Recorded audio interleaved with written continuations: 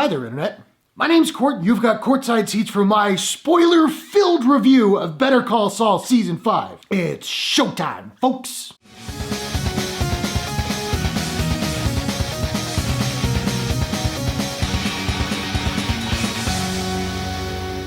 This has been one hell of a season for Better Call Saul, with Jimmy officially taking on the moniker of Saul Goodman at the end of Season 4, and really kind of laying into that persona this season. We're getting perilously close to the Breaking Bad timeline. And now that this season is over, we've only got one more, although apparently Season 6 will be 13 episodes, up 3 from the standard 10. That said, due to this global pandemic, no idea when we're going to actually see it, though Vince Gilligan has said that the writers are already working on it via Zoom or something like that, so that's good. Now, I'm fairly certain I did not review Season 4, the reason probably being that the show is so complex with so much going on, so many moving parts, that really the task is just daunting. But I don't have a whole lot of better things to do right now, so here we are. Now, I know people who think that Better Call Saul is the better show over Breaking Bad. I'm not of that mind. I prefer Breaking Bad. That's not a dig at Saul. It's just Breaking Bad is my all-time favorite drama series. But I do think that this show is absolutely exceptional television, and it's easily my favorite series that I'm currently watching. Finally, this review will not be like a blow-by-blow of everything that happened in the season, because that video would be 4 hours long, and nobody wants to look at me for 4 hours. I get it. But I will be talking about significant spoilers here and there, so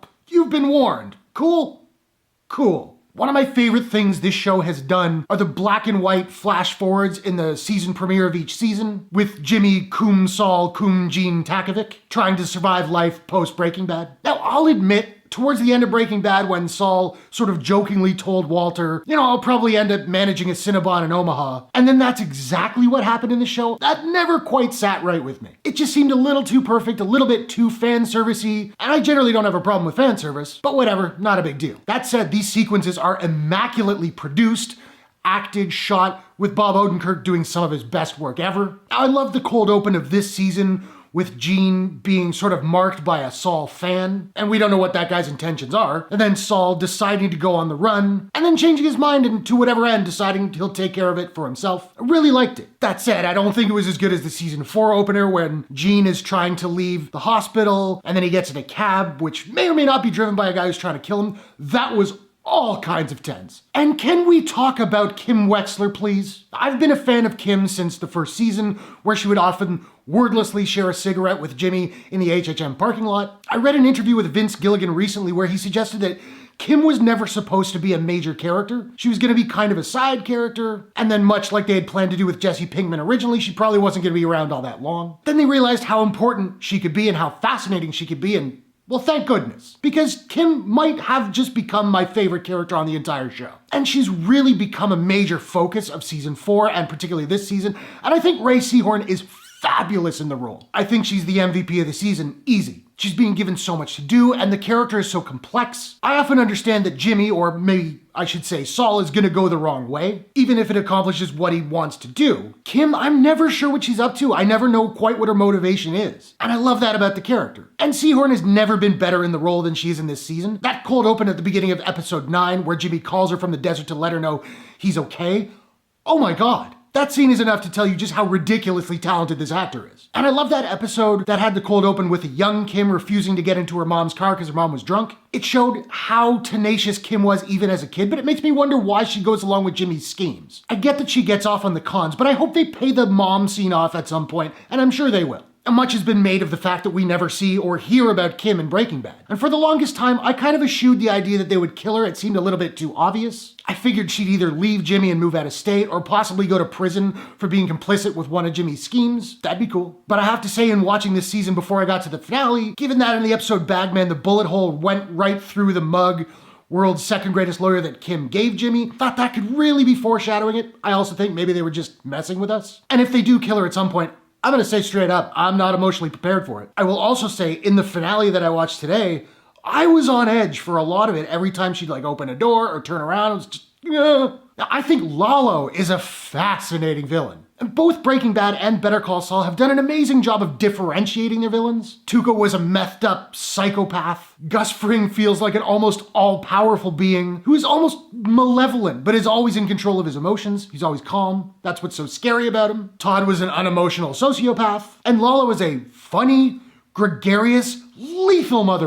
And I love that he weaponizes humor. That's great. Now, I will say, I didn't love him when he was introduced. I believe it was last season, particularly when he came through the ceiling at the travel wire. I thought that was a little bit too supervillain. But now they've really focused on his nuance, and I'm all in on this guy. And I'm glad they didn't kill him in the finale. I was starting to think they would. And then I realized, no, because then they'd have to introduce a whole new villain for the final season. Nah.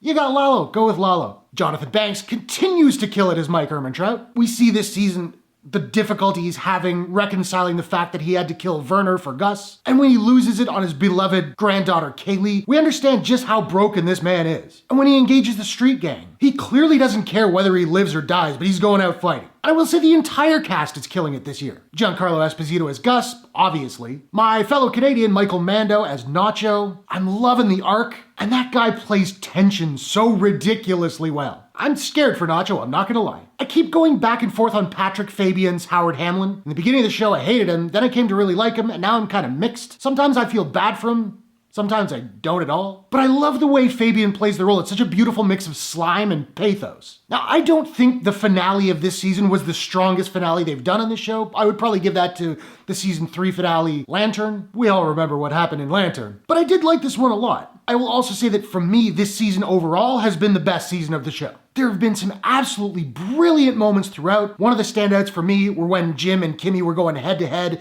in the offices of Mesa Verde. And then the fight they had when they got home at the end of the episode was amazing. The reveal of Gus's shrine to Max was beautiful. And the scene at the end of the penultimate episode where Lalo visits Kim and Jimmy at their place, that was some of the most tense television I've seen in quite some time. For me, the 8th episode of this season, titled Bagman and directed by Vince Gilligan, is not only the best episode of the season, it's one of the best episodes of the entire series so far. Both Odenkirk and Banks are terrific in it. It's shot beautifully.